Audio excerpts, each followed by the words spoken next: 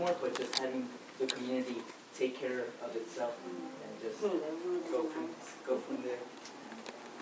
So I heard like diversion and also like having a person who like mediates. Yeah.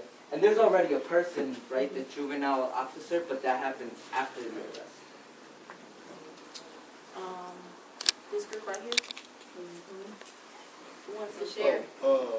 We said about the policing, that the police showing a little more respect due to the fact that they're dealing with youth. And as far as the overall in society, more effective programs such as this.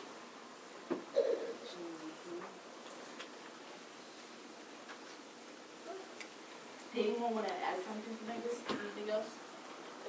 Well, we also had the idea, like Rich was saying, that he was hassled by the police, and then when they found out that he used to be a Marine, that it was like they accepted him, and we were thinking Rich could in turn point to somebody that maybe they don't like based on how they look and say, actually, he's a good guy. You know, so people could be bridges between the police and regular people, just the same way somebody from the police force could be. So, you know, those bridges could be all over the place. And this group back here. We talked about community responsibility. We talked about that the police are usually called into situations, not necessarily just going around and shaking people down, but they have received a call from somebody down the street that says, hey, there's something happening over here. So they're in response to someone in the community actually calling the police to come in and talk about some responsibility of parents, I mean, we didn't necessarily speak about this specifically, but police are often called in to do things, parental things. So there is this sort of frustration of they're being called in to do something that should be that should be kept in the community, but sometimes the community's not doing it. So they're like calling the police. I mean, I'm sure you have examples of that where my kid's not listening to me, so they'll call the police. A lot. So there's a complaint when the police are there, and there's a complaint when they're not there.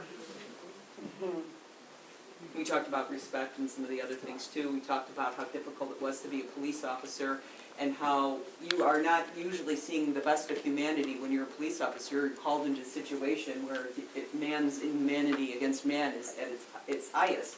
And that is just too much for a human being to absorb day in, day out. And we talked about the schedule of police officers, how they are often working at times where the rest of us, the rest of their family and friends are not working. So when there's, you know, instead of getting a time to decompress and be with people who are in a loving, supportive relationship, they are sleeping while others are awake, and they have weekends and they're working. And so they don't even in their time off get to have an experience of, you know, interacting in positivity and to decompress. And so a place where police officers would have an opportunity to vent about what it is like to have that life. I was just going to say, we also started to touch on the fact that so often community members are calling the police on young people because we fear our young people, and so really we need to build relationships and try to switch this trajectory of fearing our young people to loving them and really needing to work with the media. We kind of touched on that a little bit earlier, to change the messaging and do things like this to really see the beauty that's going on in communities. Thank you. And there's one more group right back here. You guys be loud?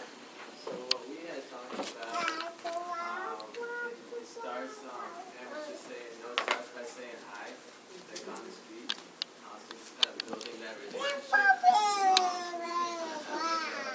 a mutual respect for one another, and then also changing the power dynamic. So it's not like the police are coming in and imposing their will or whatever it is on a community, but you know, how do we work collectively, community and police together on an equal playing field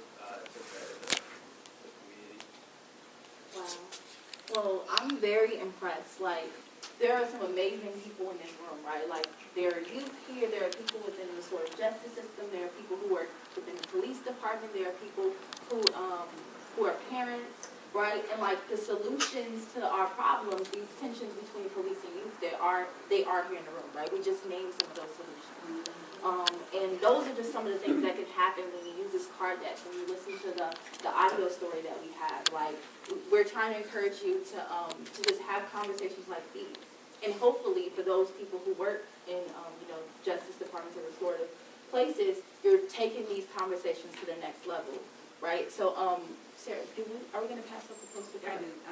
So these are some great suggestions. What we'd like to close off, I mean, normally we'd have a little bit more discussion, but we're short on time. We respect the fact that you guys are here. It's late. But what we would like to close off on is the last question, which is getting it back to you guys individually. As a person,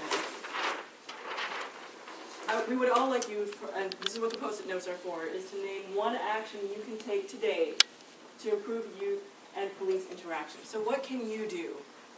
We've had some great answers about what needs to be done. What is it that you're going to take away? What is it that you're going to do? So take a moment, take a few minutes actually, just to think about that, and then. We can have a few people share out. Yeah, if we'll have, I mean, we're limited on time, but we can have a few people share.